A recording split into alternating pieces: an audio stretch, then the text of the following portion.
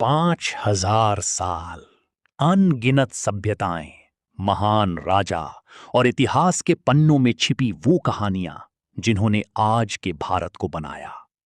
ये कहानी शुरू होती है सिंधु घाटी सभ्यता से, जो दुनिया की सबसे प्राचीन और विकसित सभ्यताओं में से एक थी।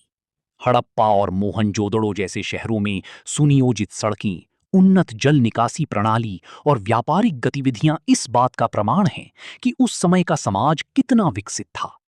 इसके बाद आता है वैदिक काल, जब वेदों की रचना हुई, समाज ने नई संरचना अपनाई और धर्म, संस्कृति तथा परंपराओं की नींव रखी गई, जो आज भी भारतीय जीवन का अहम हिस्सा हैं।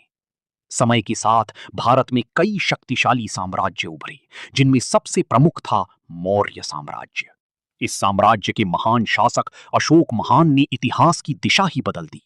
कलिंग युद्ध की भयावहता ने उन्हें अंदर तक मध्यकाल में भारत ने एक नया मोड़ लिया, जब दिल्ली सल्तनत की स्थापना हुई और इसके बाद आया मुगल साम्राज्य।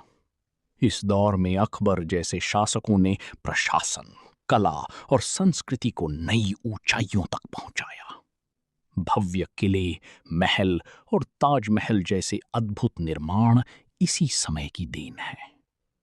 लेकिन समय के साथ ये साम्राज्य कमजोर होने लगा और इसी बीच उभरी मराठा शक्ति। छत्रपति शिवाजी महाराज ने अपनी रणनीति और साहस से एक नई ताकत खड़ी की, जिसने मुगलों को कड़ी चुनौती दी। इसी बीच समुद्र के रास्ते भारत पहुंचे अंग्रेज, जो व्यापार के बहाने आए थे, लेकिन धीरे धीरे उन्होंने पूरे देश पर अपना नियंत्रण स्थापित कर लिया। अंग्रेजों की नीतियों और अत्याचारों ने भारतीयों के भीतर विद्रोह की आग। आखिरकार 1947 में भारत ने आजादी हासिल की। ये केवल एक राजनीतिक जीत नहीं थी, बल्कि करोड़ों लोगों के बलिदान और संघर्ष का परिणाम था। आज का भारत एक स्वतंत्र, लोकतांत्रिक और तेजी से विकसित हुआ देश है, जो तकनीक, अंतरिक्ष, विज्ञान और अर्थव्यवस्था के क्षेत्र में लगातार आगे बढ़ रहा है।